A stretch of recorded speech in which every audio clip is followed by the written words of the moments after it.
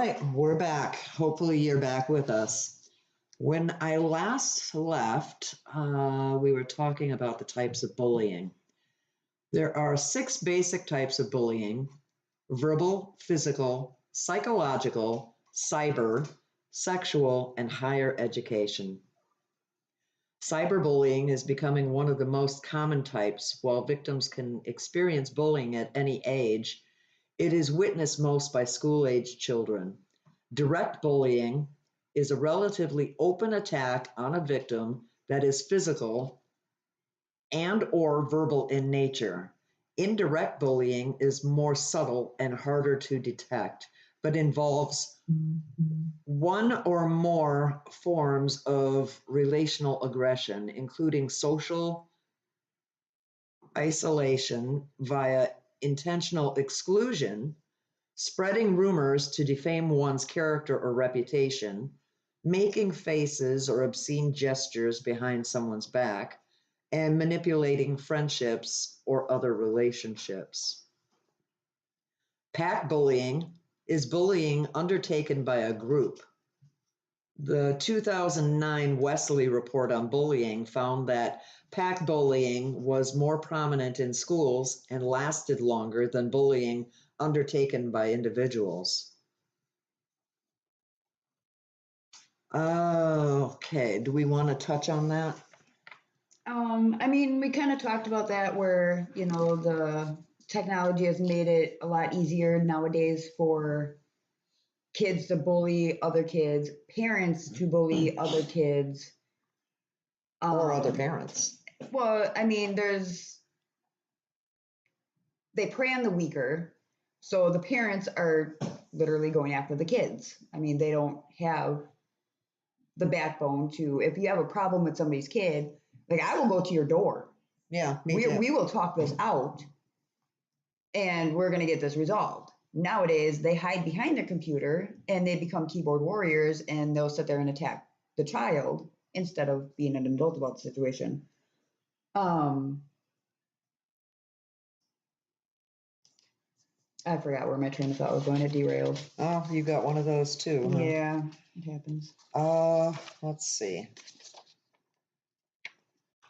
Okay.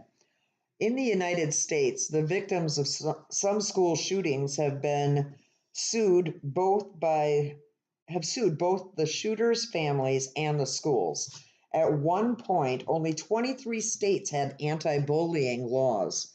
In 2015, Montana became the last state to enact an anti-bullying law. At that point, all 50 states had an anti-bullying law. These laws are not going to abolish bullying, but it does bring attention to the behavior, and they let the aggressors know it will not be tolerated. I think if a lot more schools actually enforced this anti-bullying campaign that they all have, and followed through with the consequences that they put out there that the child is going to face, I think a lot of the problems would stop. And another thing is letting the parents know what's going on. Like, have the school call the parents and be like, hey, Billy is being a jerk. Like doing this, doing that, blah, blah, blah. This is what they have been doing. These are the consequences we have laid out.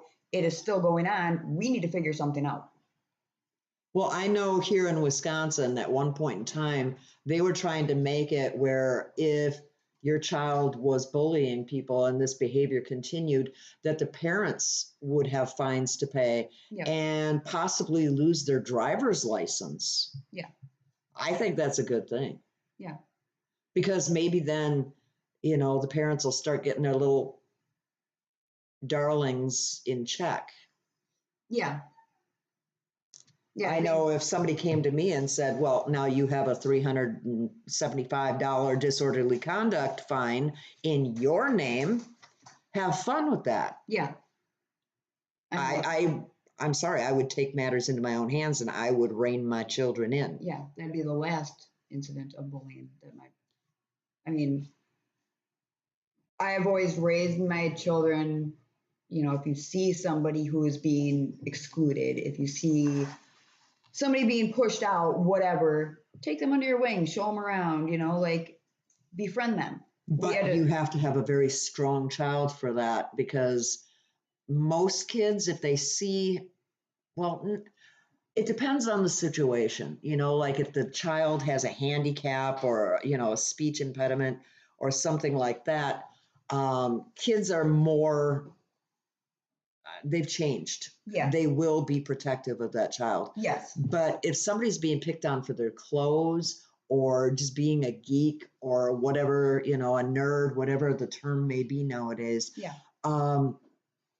A lot of kids are going to shy away from that and be like, you're on your own. I don't want to get picked on too. Yeah.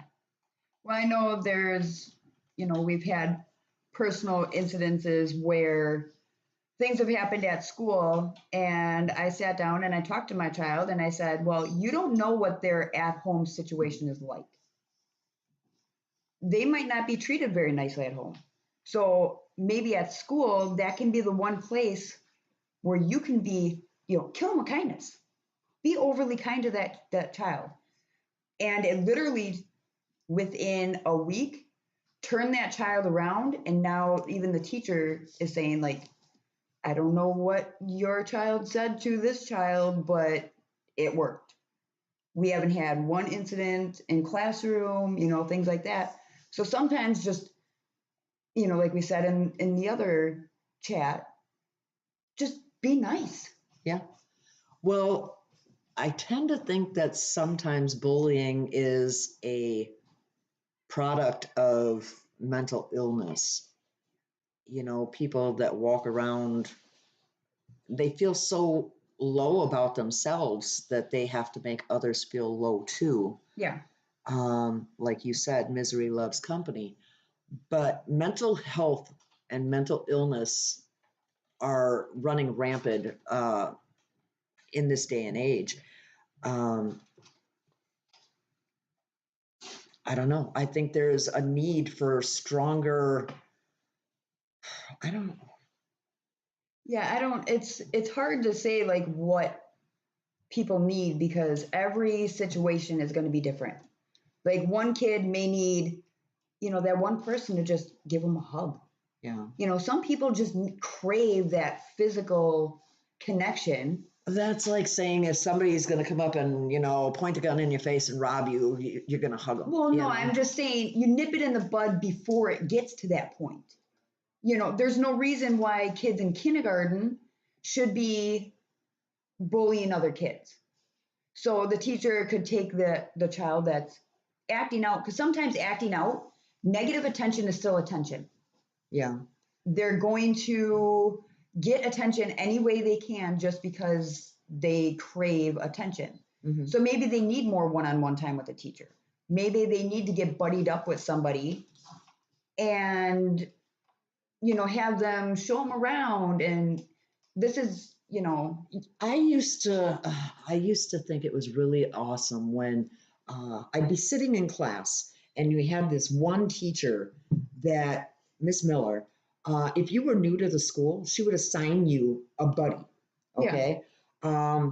For the first 2 days, Amanda's going to be your buddy, and she's going to show you around the school, introduce you to people, tell you a little bit more about our school and how we do things. Yeah. And then assign it to another kid. We used to think it was like an honor and a privilege. Yeah. To be the teacher chose guide. Me, yeah, exactly. Like it was an honor. Maybe if teachers would incorporate something like that into their curriculum, we have a new student who wants to be little Billy's guide for today. Yeah. Well, I know at my daughter's school, she's in elementary school. Her teacher is a godsend to the teaching community. Like teachers could learn amazing things from my daughter's teacher. Yeah. If she knows that there's, they know ahead of time that there's a new child coming to school, they don't just like drop the kid off at the doorstep and be like, hey, Billy's enrolled. Yeah. So my daughter's teacher will say, hey, okay, so tomorrow we're going to have a new student. Mm-hmm. And this student is going to be, because they have them like in her kindergarten class, they have them broken up in these little groups where there's like 3 or 4 kids in each group. Okay, well, this week, the new student is going to be in group A. Mm-hmm. And I want you guys to show her, how to use the tablets, where the books go, and assign that group. You are in charge of teaching this new student the ways of our classroom. Yeah. And she rotates the kids around so they don't grow cliques. Yeah. And in kindergarten, you don't think that they would. Kids can be very cliquey. Yeah, exactly. So I agree with the changing of the groups, and she does it, like every week or so. She'll change the groups around so you learn. She's teaching them like you're going to learn to deal with and work with different personalities. Yeah. Don't get so nestled in with this group because you're moving next week. Yeah. And she, she will, and this is why she is such an amazing teacher. She learns like which children have which weaknesses. Okay, this child is more of a introvert. So let's put this person in a group of kids that's going to be like, hey, what do you think? That knows how to draw the other child out of their shell. Mm-hmm. I've never seen such a classroom of happy kindergartners. Like they are excited to go to school. And if we had that in all the grades, in all the schools, have that teacher that can pull things out of kids that the kids didn't even know they could do. And, like my daughter is very outgoing. Yeah. She is like us. She's very outspoken. She's very loud. She's very. She has no choice. She has me for a granny. She's got to keep up or you're going to be left behind. But she will go out of her way and say, okay, well, this is where we go eat lunch.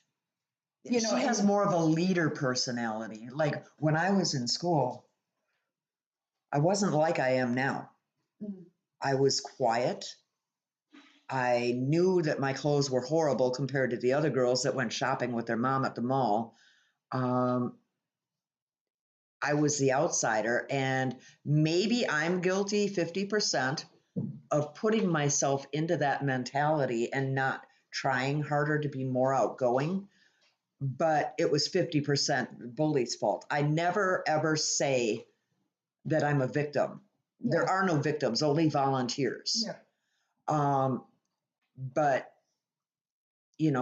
like I said, I wasn't always the big loudmouth Italian that I am now. Mm. I was meek and mild-mannered, and I wouldn't have said shit if I had a mouth full of it. Yes. Now, don't try me because I'm not afraid. I think if people would, I'm not going to sit here and bash people's parenting skills because everybody's going to parent differently. What I do with my kids, there's people there that don't agree with what I do.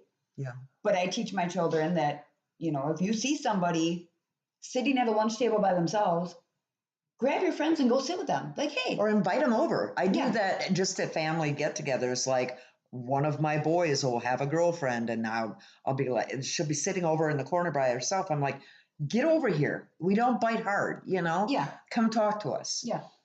Because I know what it feels like to be the outsider. I know what it feels like to sit there and go, God, just let me evaporate right here. Yeah.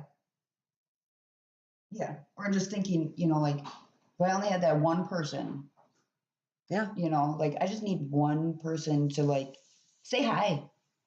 That way I don't feel like such an outcast. Exactly. And another thing is, some parents have kids and they think that it's the school's responsibility to raise them during the day and you get them after school, you feed them dinner and you put their butts to bed. Yeah. And there's some parents that are bullies. I mean, there's definitely adult bullies. Oh yeah, especially in the jocks, the jocks, they want their sons to get out there and kick some ass, Yeah. And it promotes bullying and I don't agree with it. Nowadays, it's not so much like that kind of classification, like, oh, the jocks are the bullies or this or that. There's some that are like, like when we went to school, they would have been, the nerds, the the dorky kids. Uh-huh. They're the bullies. The jocks are the ones nowadays that will see that special needs child and Oh, yeah. that is their friend. You're going to go to parties with me. Let's go to movies. Like they completely take them under their wing. I mean, they become part of the football team. They literally are out on the field with the football team. Yeah, exactly. And I've seen that firsthand. And I think that is the most amazing thing ever. I think it's a social ladder, and it's like, if you can nitpick this person, and if you start enough rumors and you're like, oh, did you see Rhonda over there? She's what she wore today, and everybody's like listening to what you're saying. Yeah. And it's like, if you aren't talking about them, then nobody wants to hear anything you have to say. Yeah. Like I said, negative attention is still attention. Yeah. So I mean, if they can start a little rift in the water, they're going to do it. If they find that little crack of weakness, they're going to dig at it and pick at it until it becomes. So what would you recommend to the people being bullied? Or the parents of the kids being bullied? Well, like I've told somebody being bullied before, you were not put here to be somebody's punching bag. You have a purpose way bigger than that.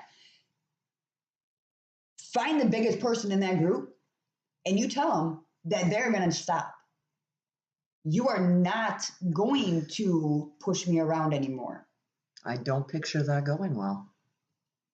I mean, you have to stand up for yourself. Otherwise, you're going to go through life literally being trampled all over. You're never going to get that promotion at work. You're never going to make it if you are just going to let people push you around and push you aside. Well, I will tell you from my own personal experience, there's no worse feeling than standing there with all these people circled around you and blows are coming at your head from all different sides. And to stand there, because I was meek and mild mannered, but I wasn't going to let them see me cry. I fought back the tears. Not one tear rolled down my face. And that last blast hit me in the mouth and it busted my lip open and fractured my jaw. I remember swallowing my own frickin' blood so that they couldn't see me bleed because I didn't want to give them that satisfaction. And I took all that anger and all that embarrassment and humiliation so long that it just kind of something in me snapped. And I said, no way, never again. You will not do this again. Yeah. Like I've dealt with situations with my own daughter. I can't legally tell you what I told her because it's not advisable. I did not give birth to a punching bag. No. You are my daughter. You are not going to stand there and you are not going to let people hit you. I think you have the right to defend yourself at all costs. Yeah. Well, nowadays, the schools, if you defend yourself, you're being brought up on charges too. That's okay. That's why I have a job. I think the main thing that really tripped my trigger and made me change is the look on my grandma's face. Mm-hmm. She looked so disappointed. Yeah. I thought she was mad at these girls because she was enraged, just shaking with rage.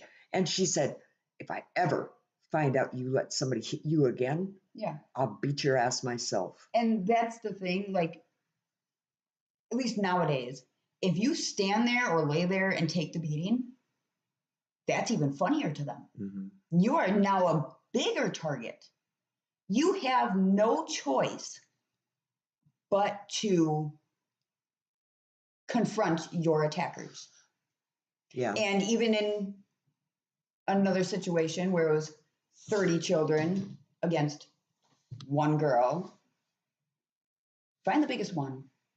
Well, that's what Grandma Rose told me. Find the biggest one. And that's what ended up happening. And that's why I told you kids, don't start a fight, but you better finish it. because otherwise this is going to carry on your entire life. And who knows how short that life could be drawn, you know? Yeah. I would rather pay fines than mourn my child. And I think society today has made everybody weak. You know, Yeah, this whole society is pussifying their kids to the point where, you know, they're bringing guns to school. Back when I was in school, we fought fights with our fists. Yeah. We didn't have weapons, Yeah. you know. Well, and you're told, you know, like if there's a bully situation going on, walk away. That doesn't, you walking away does not stop the words coming out of that other person's mouth. My mother, God, I love her to death, but she always used to tell me, just ignore them, just walk away, walk a different route. Why do I have to change the way I'm walking because that bitch over there can't handle herself? And ignoring it and walking away feeds the fire. Oh yeah, because now it's a challenge. Where is she? Well, you guys go this way, we'll go that way, and we'll find her. It's literally gang mentality chasing the prey. Yeah. And that's literally what they will do until you finally turn around and you make them stop. I am sick of society today where it's walk away, walk away. There are some times where you need to defend yourself. And you have every God and law right that if somebody is attacking you, you can defend yourself. It kind of reminds me of that old Kenny Rogers song called Coward of the County. And it talks about a boy who was picked on and picked on and picked on. And then one day, those gang mentality people came at the boy's girlfriend or a girl that he was interested in. And they were manhandling her. And he lost his shit and snapped and beat the hell out of the biggest one, you know? Yep. Yeah, it just takes, you know, if you're being bullied, say something. Say something to somebody. That's the important thing. Don't harbor it. Don't hold it in and sit there and think, this is just the way my life is going to go. I'm better off, you know, not being here. Maybe they'll be sorry if I end up dead, or maybe they'll be sorry if something bad happens to me, you know? It's not going to make it stop. Because your parents are going to miss you and they're going to, you know, their life is never going to be the same. And that's another, you know, topic that, you know, we can do on a different show or whatever. Suicide, it may end the pain for you, but it transfers the pain to somebody else. Definitely. Now, do you want your mom or dad to go the rest of their lives feeling all the pain you had, plus losing you? There's no worse feeling than burying your own child. I don't wish that on anybody, not even my worst enemy. And you know what? Elementary school is temporary. Middle school is temporary. High school is temporary. Do you know I haven't seen anybody from high school since high school? I may see them like in a store or something like that, but we don't interact. Yeah. Because my life is my life and I don't have room in it for you. I mean, I have a daughter and she is in high school and she's coming to the cold reality. Friends mean nothing. Friends are temporary. She is in the mindset now, like, holy man, like, I need to start getting ready for college. Yeah. Like, this college wants me to have this. This college needs my grade point average to be this. I need to do, you know, X amount of hours of community service. Okay, if I want to go to college, bye. I have to go study. I have to go do community service. I need to go get a job. I need to. There's no room for friends in that. Yeah. And she's learning that, I mean, a lot easier than other kids have. Well, some kids mature faster than others. Your friends aren't going to pay your bills. Your friends are not going to pay your mortgage. They're not going to pay your electric bill. They're not going to buy you a car. They're not going to Sign your checks. put clothes on your back. I mean, what are your friends going to do? Yeah, it's nice to have friends, but don't make that your life to be popular and cool, and that doesn't go on your college resume. And I'm sorry, but go to college and get a career. And then show these bullies, I mean, That there's you've no made greater something. feeling than success, Yeah. Yep. You succeeded and they're still working at McDonald's, you Yeah, know? and you're living in your, $1.5 million house because you got an actual career and you are living your best life, Did you ever see that episode of Friends where Monica met up with a guy that she had a huge crush on in high school, and he asked her out on a date, and they go out on a date, and Chuck from high school is still Chuck from high school, Yeah. still working at the movie theater as the ticket taker? Yep. Yeah, because that's pretty much what it is. And it's so hard to tell a kid that this is not forever, you know? It's hard for them to remove themselves from the situation and see, like we all had to go through it.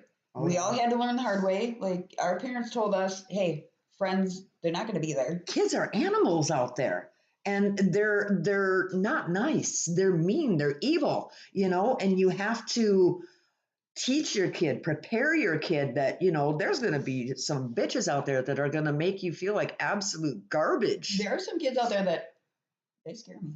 Yeah. You straight up scare me, because they do not have any regard. Oh, they for don't scare me. anything. I've heard a few that talk to some of my grandkids, and Oh no, there's I some drew that- back my hand and I was ready, but it's like, you have to be the adult. You have to stop this. Those are the marathons.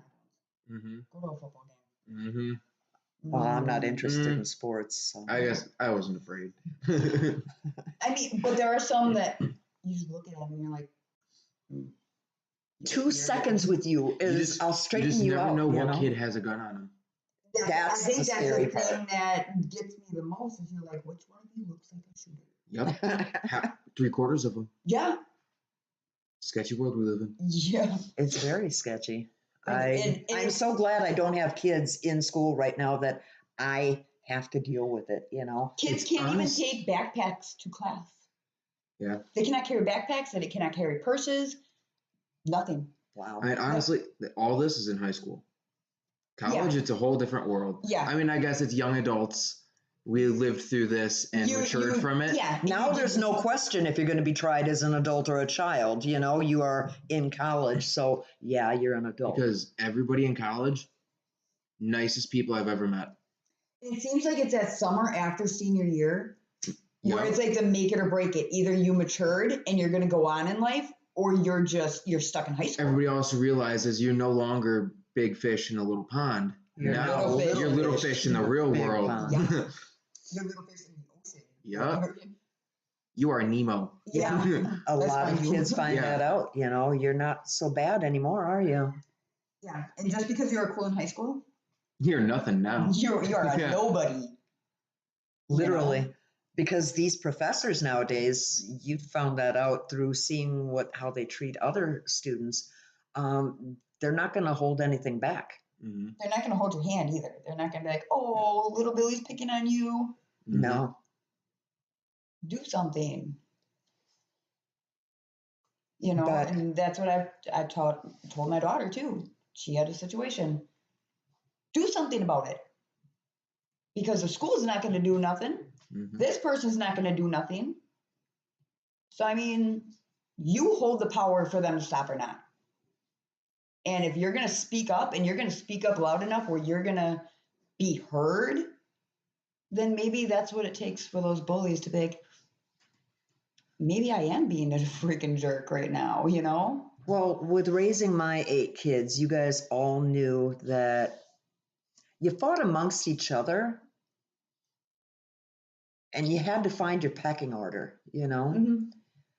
But I leveled the playing field by, okay, you two are fighting, come over here. Now you sit down on the floor and you face each other with your legs crossed Indian style. You face each other. Now you're going to sit there and you're going to list 10 things that you like about him.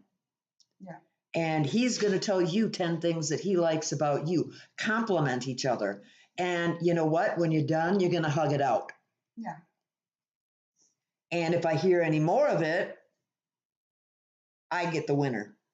And see, it's such a, like, you're stuck in between a rock and a hard place, because with the bullies, they have where, they have to miss out on their lunch period and, talk with the counselor and go through these bullying mediation things.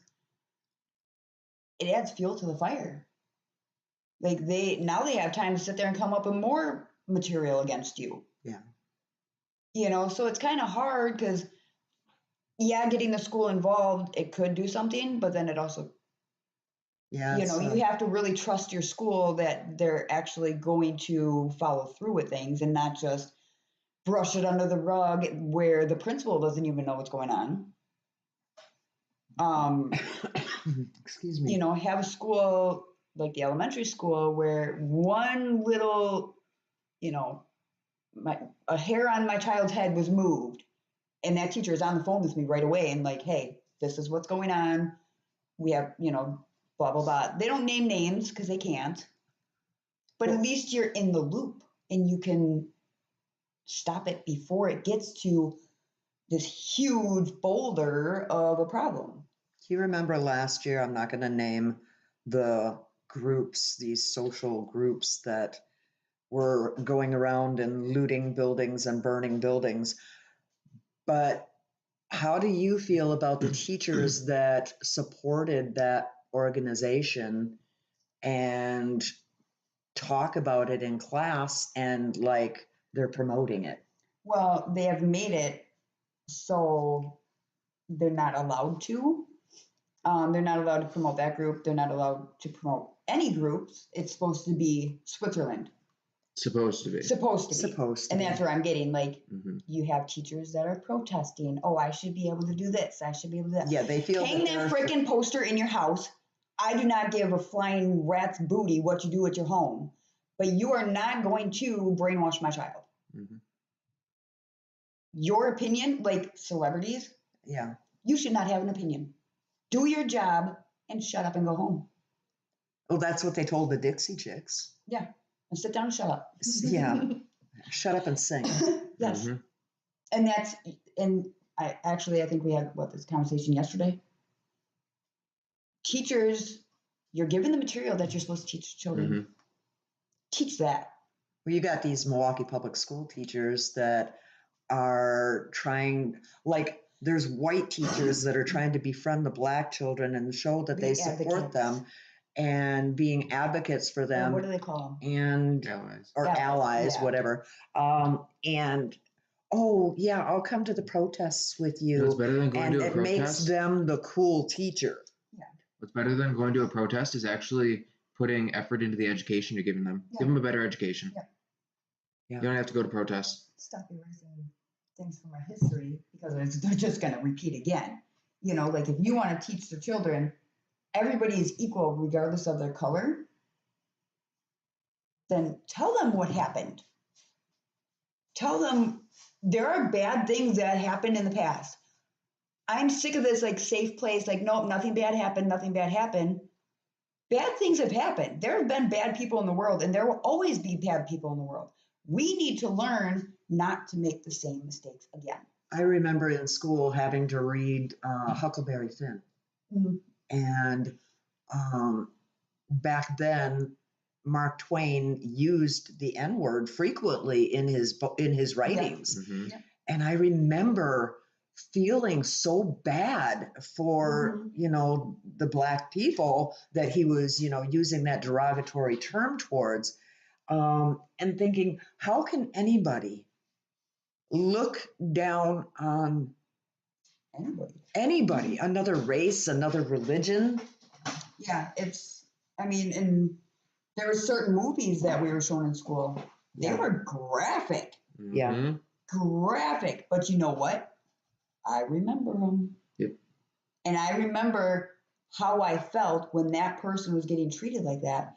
And I said, These I will slave never. movies where I watch people being beaten, I Yeah. think to myself, how can one human being, I don't care what color, I don't care the sex, I don't care the race, anything, how can one person treat another human being like that? I cry every time I watch movies where Jesus is being beaten, Well, those movies where, even the slave movies.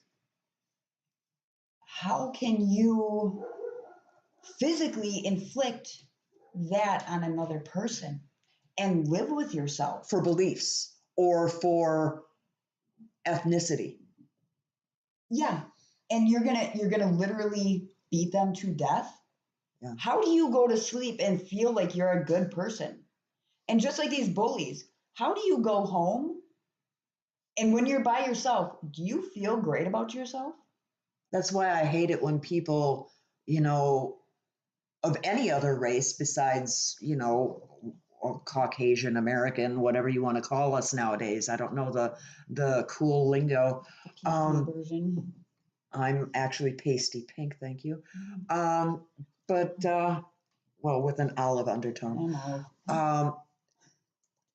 I don't understand how other people think that I'm responsible for something that not my ancestors. My ancestors were too poor to own slaves. We were slaves. Yeah, we had Italian slaves. It's a thing. And there were Irish slaves. And it's a thing. Slaves Jewish slaves. were just poor people being sold. Yeah. By their own people. Yes. I mean, and we don't have to get into all that because a lot of people, there's going to be. Everybody's got mixed feelings, opinions, emotions. Everything. I mean, do you, boo? But don't blame me for what you think my ancestors did. Let's both try for a better world. Yeah. If we see a little Asian girl, are we going to blame her for Pearl Harbor? The thing is, and you'll have the people, I don't see color. You're a liar. Yeah. You're a liar. No, see color, recognize it, appreciate it, but don't make it a point of, oh, well, you're black, so come over and here. Stop giving words power. Stop giving words power. Like the word fuck. I mean, so many people are offended by the F-bomb, okay? It's a word. It's no worse than if I don't know, if I threw a rock at your head. I mean, that's going to hurt you. A word isn't going to hurt you. It can hurt your emotions, but get over it, Yeah. Toughen up, grow a set and grow hair on them, It's not going to physically stop you from living your life. So. Exactly. I'm going to remind everybody again to please hit that like button, also share and subscribe, please. Let's get back to when we were talking about appreciating other races, religions. I remember growing up, I went to a Milwaukee church. It was a home church. It was run by a Black woman, and her name, I'm going to leave out of this, but she was an amazing woman. Mason and I, quite frankly, were the only two white people in the church.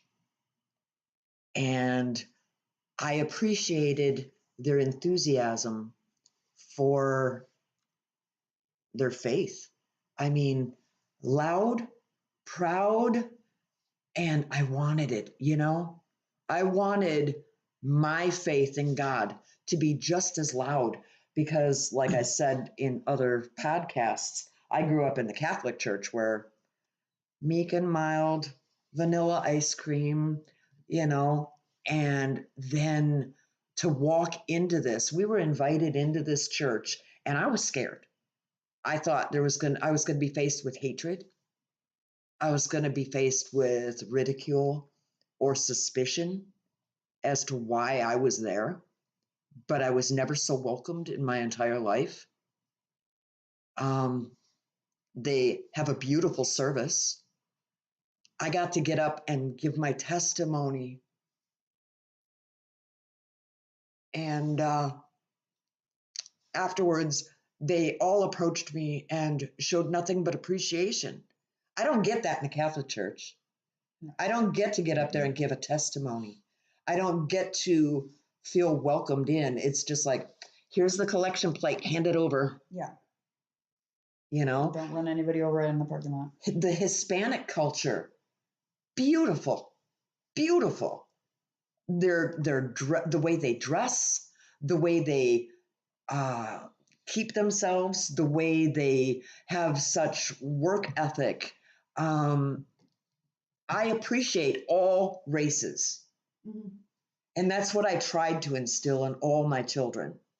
And that's what I hope my children instill into their children. Yes. Because there is beauty if you just open your frickin' eyes and look. Yeah. There are just as many bad, if not more, bad white people than there are Black or Hispanic or Vietnamese or any other, race, creed, color. You got to stop being so damn judgmental. Try to find the beauty. Well, and why, when describing a person, people have to be like, oh, this Black person, this white person. Yeah. No, this person, it's a person. A color does not define you. That's like saying the person in the purple shirt. It doesn't. Well, when I was going to the community college because I wanted to become a medical assistant, I was in a predominantly Black classroom. The teacher stood at the front of the class on the first day and said, I want all the white girls over on this side of the room and all the Black girls on that side of the room. Well, I was sitting amid a bunch of Black girls and we were all talking, and I thought she was trying to separate us because I was talking to them, but she was doing this to prove a point. So all the white girls except me got up, walked over to that side of the room, and the Blacks stayed on this side of the room. And I sat there. And she goes, excuse me. And she signals me out. She goes, did you not hear the instruction? So I heard you. And she says, why aren't you over there? I said, because you don't know who my dad is. Yeah. You don't know what nationalities I am. Yeah. And what I identify as you guys like to call it nowadays. Mm-hmm. Don't judge me because my hair is straight. Do you know it took me 3 hours to get it straight? Do you know that the Sicilian in me causes my hair to be curly? Mm-hmm. You don't know if my dad is Black, if he's Hispanic, if he's Vietnamese, if he's Blackanese, if he's Blaxican, anything. You don't know what my nationality is, so don't frickin' judge me. Mm-hmm. And the Black girls stood up and they applauded. Yeah. And I said, why are you trying to separate us? She says, because I was trying to make a point that these Black girls over here are going to have to work twice as hard as the white girls over there because that's the way life is. Yeah. I says, well, I guess I screwed your point, didn't I? Yeah. And from that point on, I was respected, Yeah. Because I wasn't going to let them divide us just to make a point. Yeah. But anyways, this is getting pretty long here. Is there anything else that you want to add to this? No. I don't know how we got off of bullying. Well, that in a sense, that teacher was bullying because she was trying to pit the Black girls against the white girls. Yeah. Yeah, and it's the little things that can fuel a fire, and it can get out of control very quickly. And bullying does transfer over into adulthood. I mean, just in the workplace. Yep. You get people with power trips. You get people with all kinds of issues. Yeah.